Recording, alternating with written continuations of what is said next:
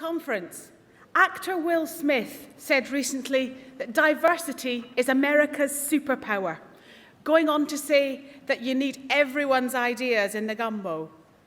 A parliament which fails to reflect the diversity and lived experience of the people it represents can't be truly legitimate.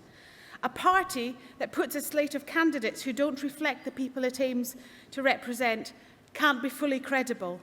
Diversity changes the political agenda. Look at what Joe, Lindsay, Jenny, Lynn did in government, and look at what Obama has done in the US. How much better, how much more liberal is a society in which everyone's voice is heard and heeded? Our job as Liberals is to make that happen, starting with our own party. Conference, diversity can and should be a Liberal Democrat superpower, but it isn't. 84% of Liberal Democrat MPs ever elected have been male. We have had just 2 ethnic minority MPs in our history. Now let's be clear, that's the entire history of the Lib Dems, the Liberals and the SDP. That, I'm sure you will agree, is just not good enough. We need BAME, disabled candidates, candidates of every sexual orientation and gender identity. We should be leading the way, not trailing the Tories.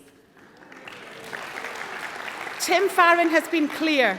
He wants to see half our candidates in target seats being women, 10% from BAME backgrounds, and disabled and LGBT plus candidates. Whilst this motion is supported by FE, it's the product of 3 or 4 different draft motions developed by different parts of the membership. Conference, this is an ambitious and comprehensive plan that will work. Let me tell you what we're proposing. All seats where we polled 15% or more will have to prove that they have tried hard to find applicants from underrepresented groups. If any of our MPs stands down, his replacement will come from an all-women shortlist. In regions where we have 2 or more seats where we have 25% of the vote, 1 will be required to have an all-women shortlist. A candidate diversity task force will work out how to get rid of the barriers that we know exist.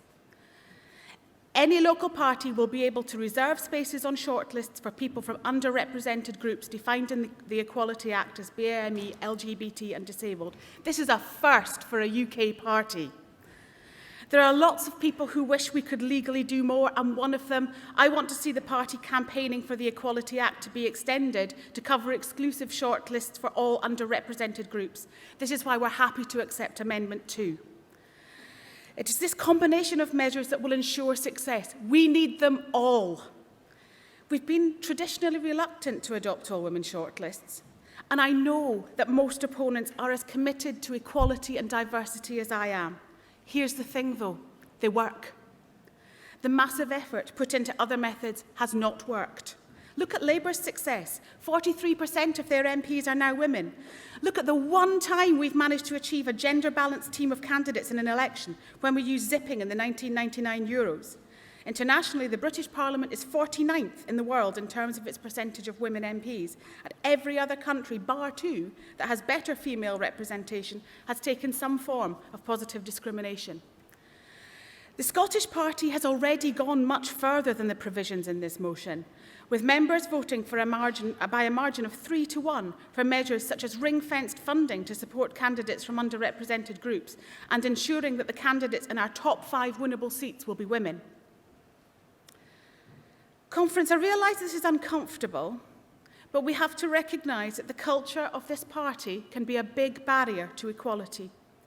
When you have young female members being told that women should wake up, recognise their biological duty and stop crying out for equality, when members tell me that actually it's fine to closely question women about their childcare plans if they're standing for Parliament, you can see we've got work to do. And this wasn't in the dark ages when I first joined the party. This was 2 weeks ago. We have to change this culture, and believe me, we will. But it won't happen overnight, and key seats need to start selecting within weeks. It's clear, Conference, the playing field is not level for men and women. It's even less level if you're a man of colour, even more so a woman of colour, or if you have a disability. We must sort this out. In 2001, Jo Swinson led the charge against supporting all-women shortlists. She then spent a decade and a half putting her heart and soul into encouraging, inspiring and mentoring people. She and others like Sal could not have done more, and it's right to acknowledge and appreciate their effort.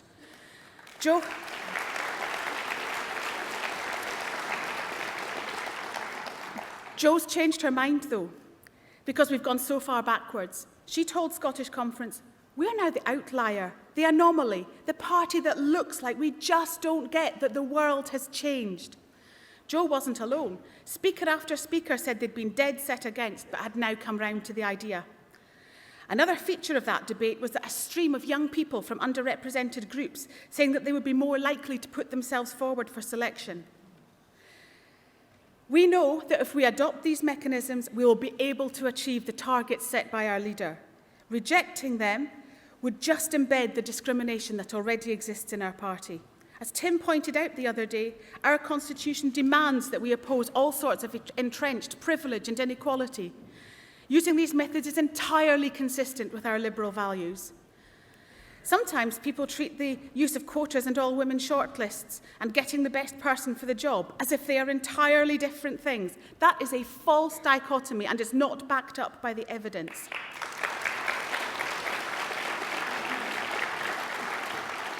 This party is far from being a meritocracy. Think about it. If it were, we would have had far more than 19 women MPs out of 111.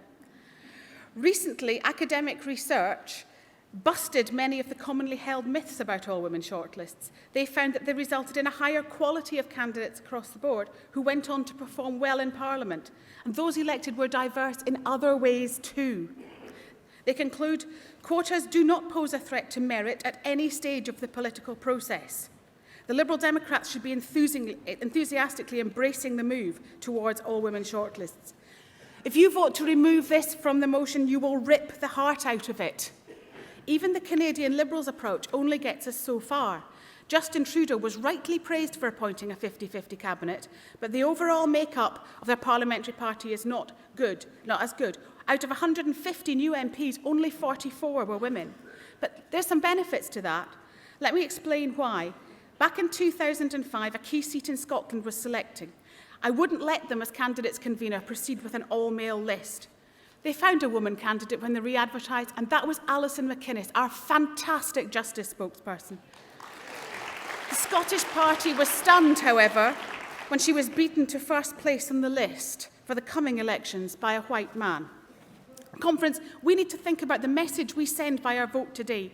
Passing the motion will be a huge signal to people from all underrepresented groups that we welcome them, we want to include them, and we are committed to giving them a fair chance of getting into Parliament.